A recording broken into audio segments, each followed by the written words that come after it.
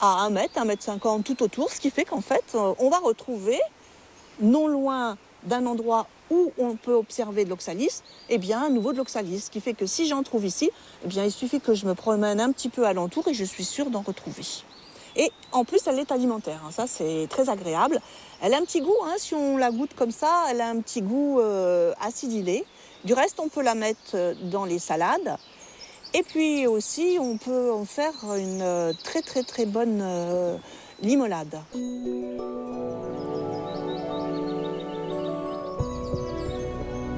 Afin de se prémunir du vent, de la pluie, d'un soleil trop intense ou d'un intrus vorace, cette petite osaille des bois qui affectionne l'ombre a développé un mécanisme de défense efficace.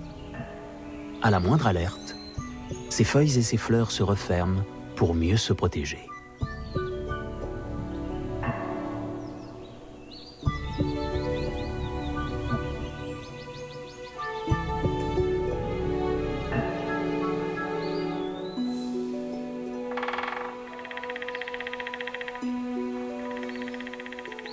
Le printemps s'affirme. L'ombre gagne du terrain. Un parfum soutenu remplit désormais le sous-bois. L'ail des ours est arrivé.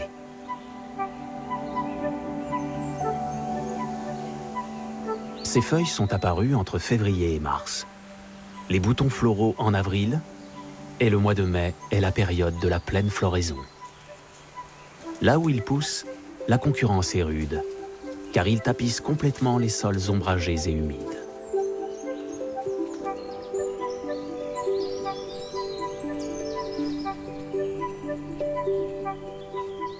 Cette plante de mi-ombre appartient à la même famille que les lys, tout comme le muguet, avec lequel il ne faut pas le confondre.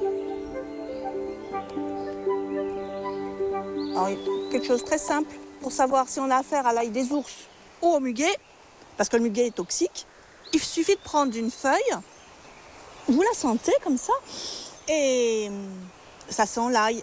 Donc, c'est de l'ail des ours, c'est pas du muguet, et donc vous ne pouvez pas vous empoisonner avec cette feuille.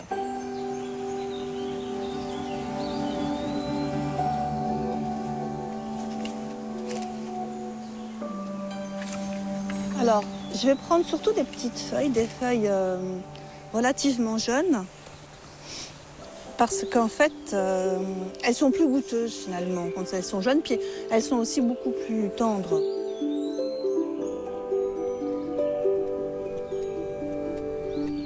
Alors la façon de cueillir idéale pour moi, c'est de cueillir en fonction de ses besoins et surtout de cueillir à des endroits où il y en a en suffisance. Il y a en suffisance de plantes de manière à ne pas compromettre leur croissance et puis aussi ne pas compromettre ma récolte future en fait. Les deux sont en lien. Donc j'aime bien cueillir peu dans des endroits où il y a déjà beaucoup de plantes, mais suffisamment bien évidemment pour que je puisse transformer et en faire quelque chose.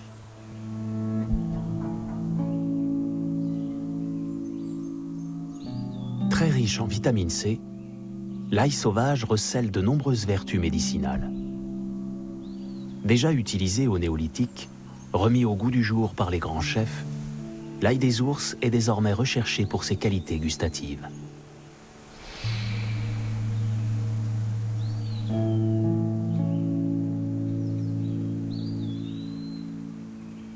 On peut manger les jeunes feuilles, on les met dans des salades. On peut aussi en faire un pesto.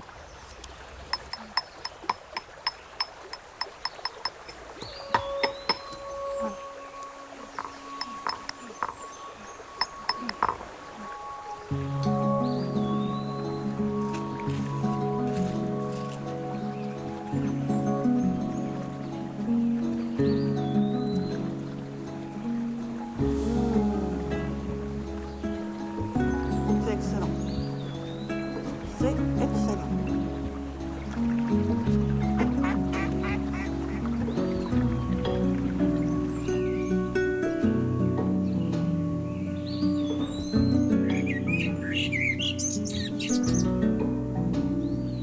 La période d'exubérance des fleurs des sous-bois est passée.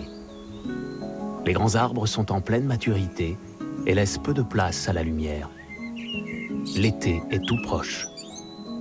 Malgré ce manque de clarté, certaines plantes arrivent à tirer profit des percées de lumière dans le sous-bois.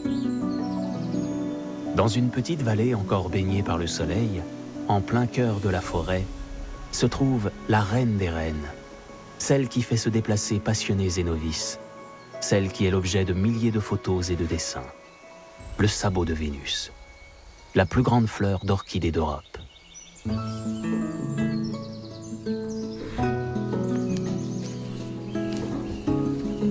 Cette orchidée, espèce protégée et rare, a son gardien, celui qui la sauvegarde des mains des cueilleurs. Cela fait plus de 30 ans que Pascal, agent à l'Office national des forêts, les observe, les surveille, les répertorie et les compte. Alors le comptage de sabots de Vénus, c'est une opération que je fais quand les fleurs commencent à passer, pour être sûr qu'il y a un maximum de pieds qui soient sortis. Donc je compte tige par tige, je les saupoudre de farine pour éviter de les compter deux fois. Et en même temps, je compte le nombre de fleurs par tige. La majorité des pieds, c'est à une fleur.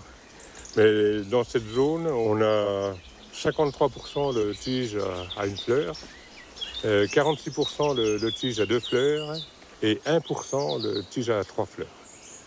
Et exceptionnellement, je l'ai vu deux fois depuis que je suis là, une tige à quatre fleurs. Mais là, c'est vraiment exceptionnel.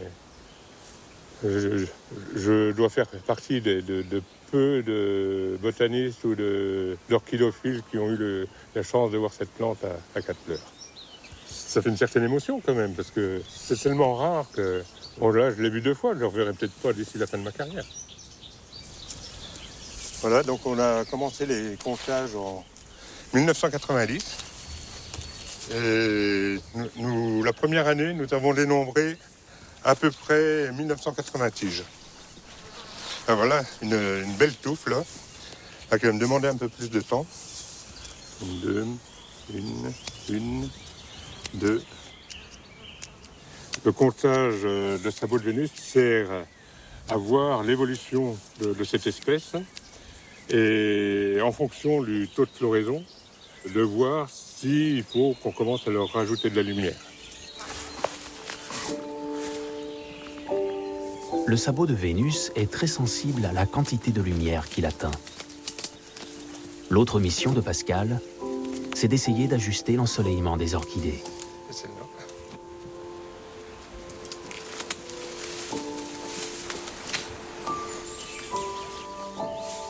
Les premières années, les sabots de Vénus étaient complètement coincés sous les épicéas, ils n'avaient absolument pas de lumière.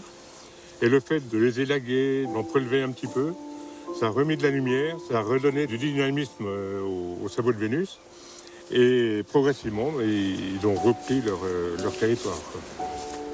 Grâce aux efforts de Pascal, dans cette combe, le nombre de pieds ne cesse d'augmenter. De 1980 tiges recensées il y a 30 ans, il en dénombre aujourd'hui plus de 3000. Le sabot de Vénus met déjà 2 à 3 ans avant vraiment de sortir de terre.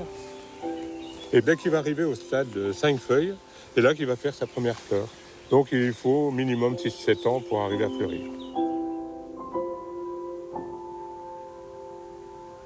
Sa beauté est celle d'une redoutable piégeuse. Dénuée de nectar, elle doit user de plusieurs stratagèmes pour attirer les abeilles pollinisatrices. Son parfum et sa couleur jaune vif ne sont que des leurs. Le sabot de la fleur participe aussi à ce piégeage. Sa forme est adaptée pour obliger l'abeille à aller au plus profond sans pouvoir faire demi-tour et ainsi se charger en pollen. L'insecte va ensuite le disséminer en se frottant contre les organes sexuels de cette fleur ou d'un sabot voisin.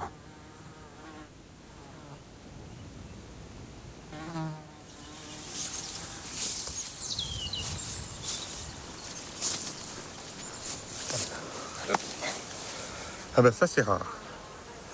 Alors d'une part, le sabot a des pétales entièrement jaunes. Hein, il a l'absence totale de pigments rouges là. Et en plus, il a 3 fleurs. exceptionnel. Et cette variété de sabot de Vénus est très très prisée par les orchidophiles qui la recherchent. Alors, quand j'en trouve, j'évite de les dégager et pour ne pas qu'elles soient visibles, quoi.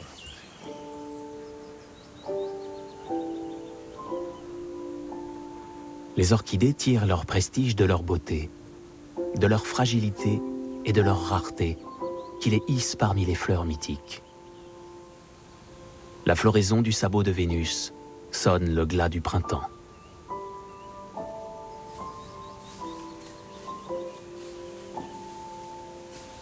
Un peu plus loin, dans le sous-bois ombragé, se cache une étrange orchidée qui n'a pas besoin de lumière pour vivre. La Néotie nid d'oiseau.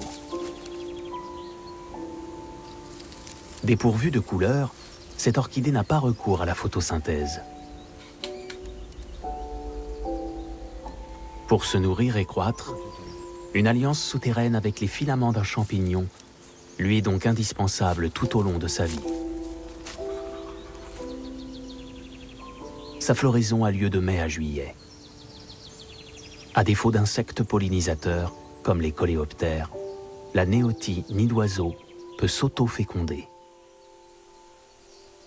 Si certaines fleurs ont besoin de rester cachées pour croître, d'autres savent tirer profit de la main de l'homme pour capter le soleil et sortir de terre.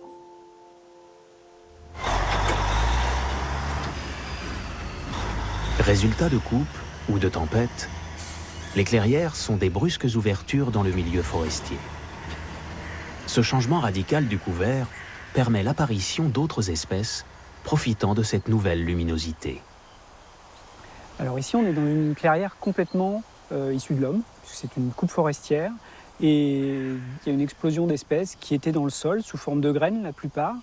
Elles attendaient et elles ont profité de cette mise en lumière pour se développer.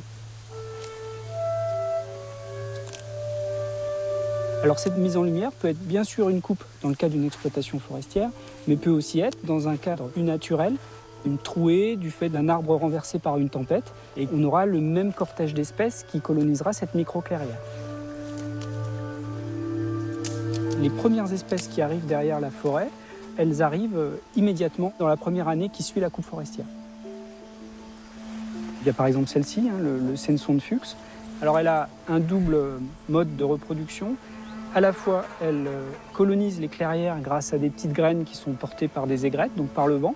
Puis après, une fois qu'elle est implantée, elle a la capacité de rester assez longtemps dans le sol grâce à ses rhizomes. Et elle est capable d'émettre à partir du même rhizome, donc du même individu, plusieurs hampes avec des fleurs.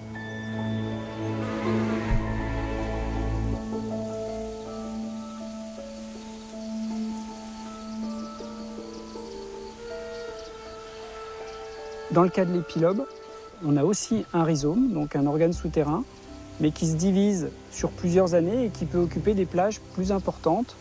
Mais ça ne joue pas beaucoup dans sa capacité à coloniser, c'est plutôt dans sa capacité à occuper le sol et à écraser un peu la concurrence dans le cadre d'une végétation un peu exubérante de clairières forestières. Autre grande colonisatrice de ces milieux ouverts, la digitale entre aussi en compétition dans la conquête de ces nouveaux territoires.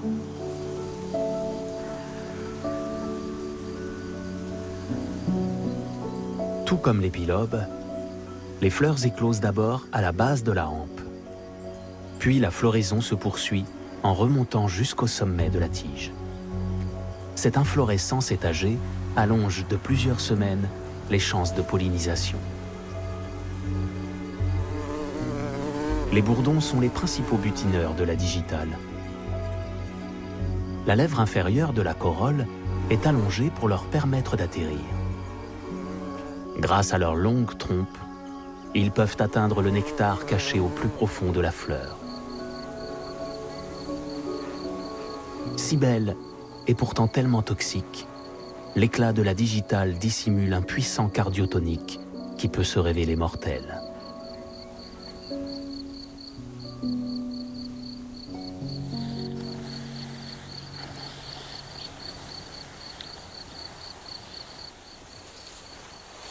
Une fois que ces espèces seront bien développées, pendant plusieurs années, elles vont être de plus en plus concurrencées par des buissons, par des ligneux, des arbres qui se mettent à pousser. Et à échéance de quelques dizaines d'années, bien sûr, la forêt reprend ses droits et ces plantes vont de nouveau tomber un petit peu dans l'oubli pendant plusieurs années jusqu'à la prochaine coupe.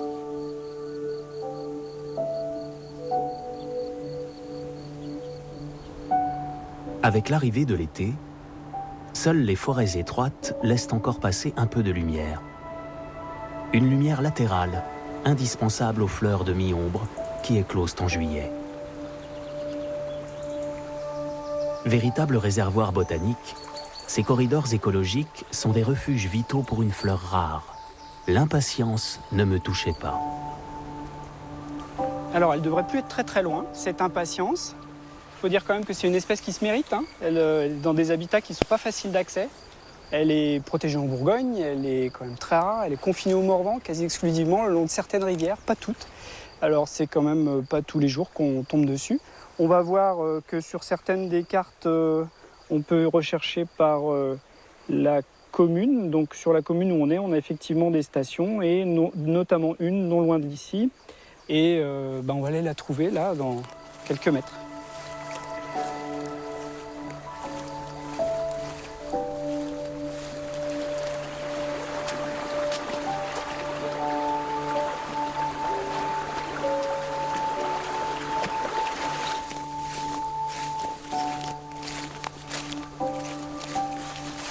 Et là, voilà, elle est à peu près à l'endroit où on l'avait cartographiée. La fameuse impatience ne me touchait pas. Alors cette espèce, l'impatience, elle a une particularité un petit peu rigolote. Elle a la capacité de disperser ses graines au moyen de fruits explosifs. Après la fleur, elle produit des espèces de capsules qui, en fin de maturité, explosent et disséminent les graines de proche en proche le long de la rivière, et lui permettent de coloniser graduellement des espaces nouveaux.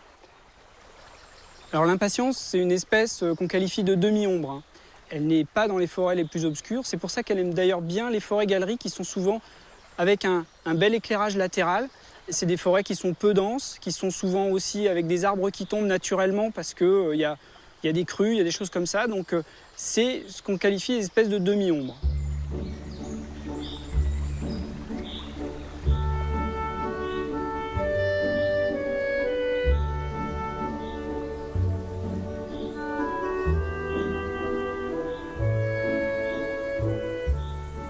C'est le plein été.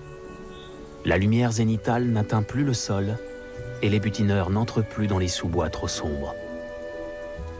Pour trouver la lumière et ainsi être pollinisées, certaines fleurs vont se percher haut dans la canopée.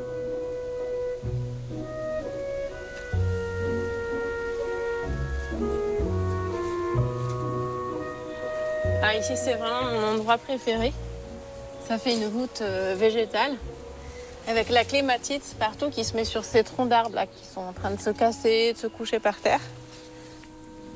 Et la clématite, elle joue un rôle très important sur ces espaces-là. Elle crée ces voûtes, ces corridors écologiques. Et ça fait un appel d'air avec les sources qui sont en bas. Et là, on sent la fraîcheur et l'humidité remonter. Et ça permet à tous les arbres fruitiers qu'on plante un peu partout le long des corridors d'avoir une humidité naturelle. C'est absolument essentiel de cultiver avec les lianes, les clématites et les houblons en forêt. Et souvent, c'est le premier organisme vivant qu'on arrache, même dans les gestions forestières. On arrache les lianes, on pense qu'elles étouffent les arbres. Mais c'est une idée reçue. Les lianes n'étouffent pas les arbres. Et s'il y avait un nouveau geste à pratiquer, ce serait de les laisser. Elles sont absolument essentielles dans, on va dire même la vie, la respiration de la forêt.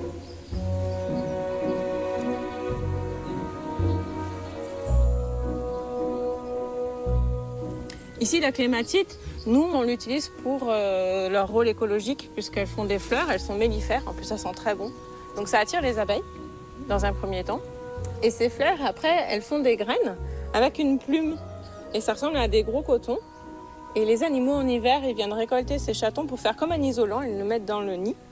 Et puis c'est pareil, ici, ça se couvre entièrement, c'est magnifique l'hiver, ça fait des couleurs transparentes. Et ça isole aussi tout l'espace là, toute la voûte qui est en dessous. Et les plantes qui se retrouvent en dessous, les racines des arbres se retrouvent hors gel. Et c'est très important parce qu'ici, ça peut descendre à moins 15, moins 17. Et ces lianes-là, nous, on les laisse s'étaler comme ça sur les autres arbres parce que justement, elles protègent le sol du gel. Par exemple, ici, il y a une branche de clématite. Et ben, je peux même faciliter la création de la voûte. Voilà. Et puis là, celle-ci, elle va se connecter, elle va pousser par là. Ben, je peux même favoriser l'extension de cette voûte. Et ici, petit à petit, la voûte va se recréer sur l'ensemble de ce corridor écologique. Et on utilise l'énergie et la force de la nature. Si je lutte contre, en forêt, c'est pas possible. Vous coupez un endroit, une clématite ou une ronce, il y a des hormones de croissance dedans. Je reviens un mois après, elle a fait 2 fois plus de volume. Donc c'est des plantes qu'on ne peut pas lutter contre. Ça a tout intérêt d'aller dans leur sens et de justement cultiver avec. Cette fleur, elle sent super bon.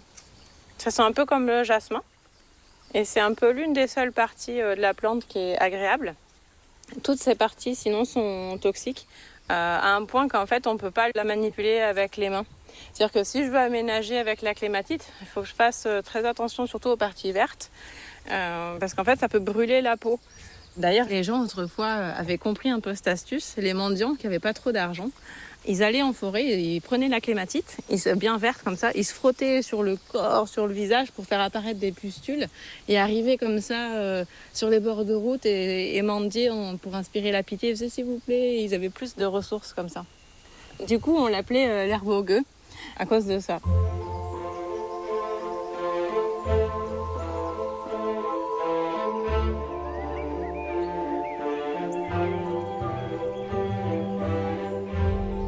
La forêt est désormais enveloppée d'un épais tapis de verdure. Les feuillages des grands arbres forment une voûte continue qui filtre plus de 90% de la lumière. C'est sur le toit végétal que se joue maintenant une nouvelle séquence de la vie en forêt, la floraison des grands arbres.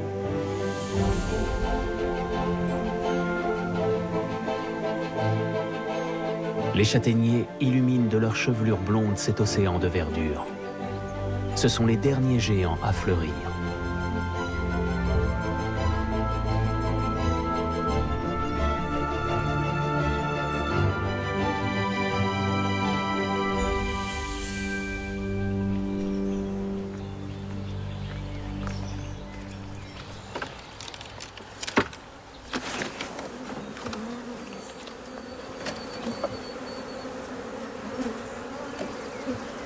Cette abondante floraison s'inscrit comme le rendez-vous annuel des apiculteurs avec la forêt.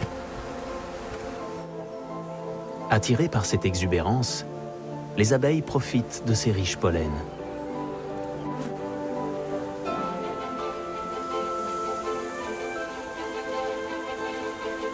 L'arbre porte des fleurs de chaque sexe. Les fleurs femelles, plus petites et moins nombreuses, sont entourées par les fleurs mâles afin d'optimiser la fécondation.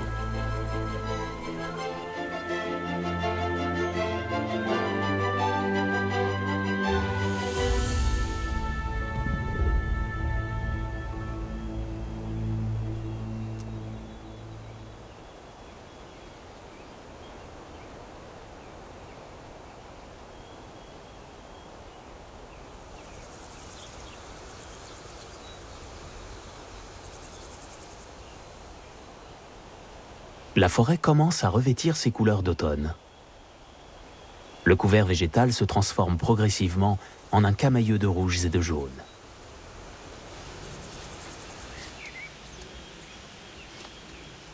Chez Natacha, les clématites sont désormais garnies de leur soie, comme pour mieux se préparer à l'hiver.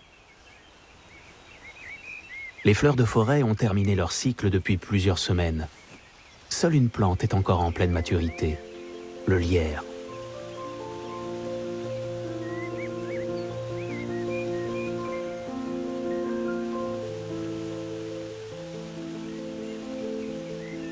Une des raisons pour laquelle le lierre fleurit tard dans la saison, c'est qu'il attend la chute des feuilles en automne. Comme ça, les rayons du soleil peuvent rentrer dans le sous-bois. Parce que les pollinisateurs qui vont sur les fleurs s'orientent avec les rayons du soleil. Donc c'est possible quand la canopée perd ses feuilles et ensuite les insectes peuvent rentrer dans le sous-bois. Donc il y a vraiment une synchronisation entre le début de l'automne, les rayons du soleil qui rentrent dans le sous-bois, l'ouverture des fleurs de lierre et l'accès du sous-bois pour les insectes qui viennent polliniser les fleurs du lierre.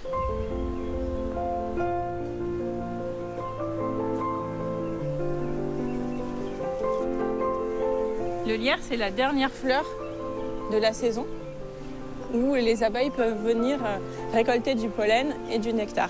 Il y a même une abeille qui est intimement liée à ce lierre, c'est la Colette du lierre.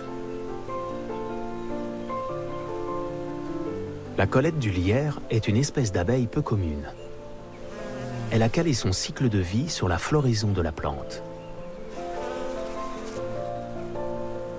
Cette abeille solitaire, inféodée au lierre, apparaît au moment de sa floraison pour vivre une courte existence de quelques semaines.